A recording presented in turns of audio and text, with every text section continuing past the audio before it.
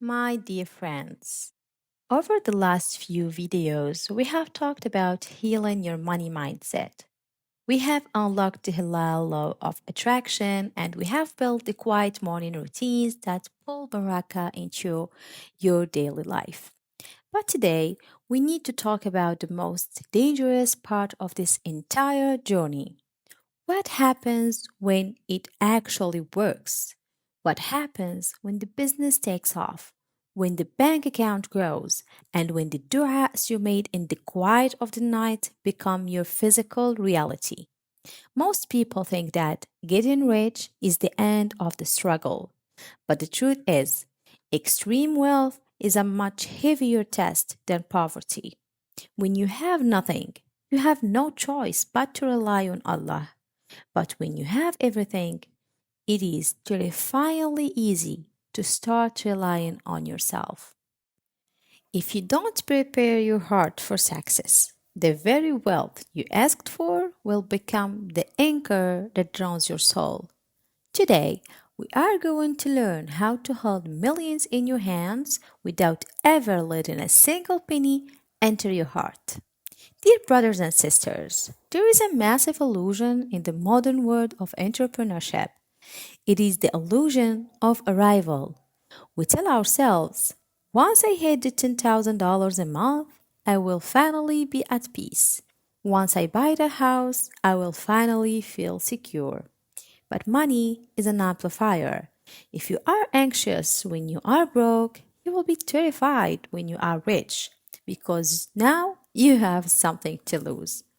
If your ego is tied to your bank account, you will never actually be free. You will just be a well paid prisoner to the dunya. So, how do we break this illusion? How do we build massive generational wealth without compromising our akhirah?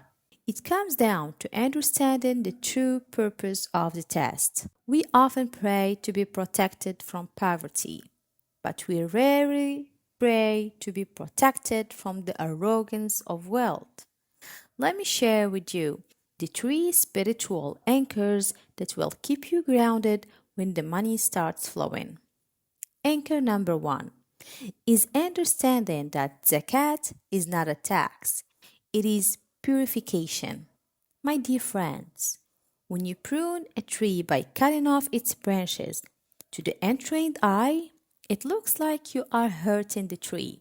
But the gardener knows that cutting those branches is the only way the tree will bear fruit next season. When you give away a portion of your wealth, the math tells you that your bank account has decreased. But the reality of Baraka is that you are pruning your wealth. You are cutting away the greed, the ego, and the attachment, allowing it to grow back purer and heavier.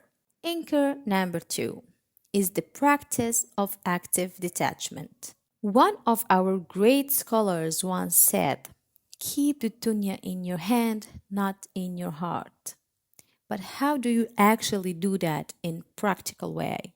You do it by changing your language.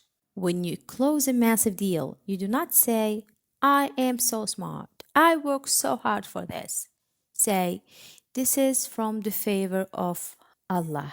The moment you credit your own intellect for your provision, you are stepping into the mindset of Qarun, a man whose wealth was so vast that the keys to his treasures had to be carried by a group of strong men. Yet he was swallowed by the earth because he believed his wealth came from his own knowledge. The money is in your hand. You can invest it, you can build with it, you can enjoy it. But the moment you feel it creeping into your heart, you must deploy the third and most powerful anchor. Dear brothers and sisters, anchor number three is the concept of the secret good deeds. When you become wealthy, your success becomes very public. People see your lifestyle, they see your business, and they see your accomplishments. The danger of public success is that it fills the ego. It makes you feel self sufficient. To counteract this, You must establish a channel of charity and good deeds that absolutely no one knows about. Not your spouse, not your business partners, not your followers. Just you and Allah. Pay off a stranger's debt. Sponsor an orphan in a remote village. Fund a well where your name is not on the plaque.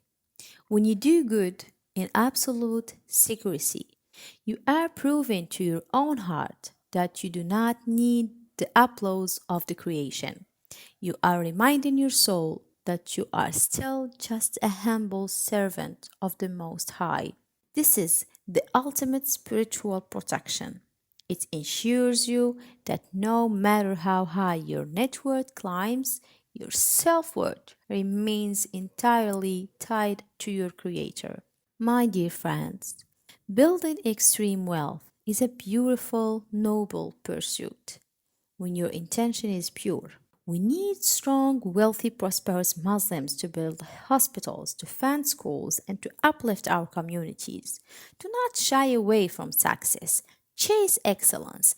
Build the business. Tie your camel. But always remember the money is just a tool, it is not the destination.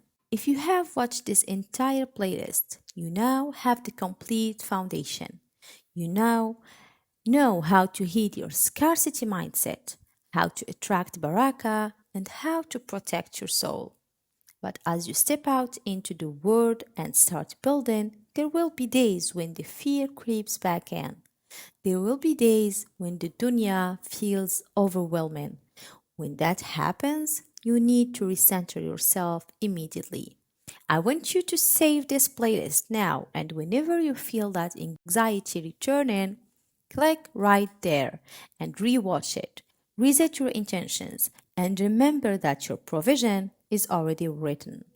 May Allah bless you well, my friends, purify your hearts, and grant you barakah in everything you do. I will see you in the next one.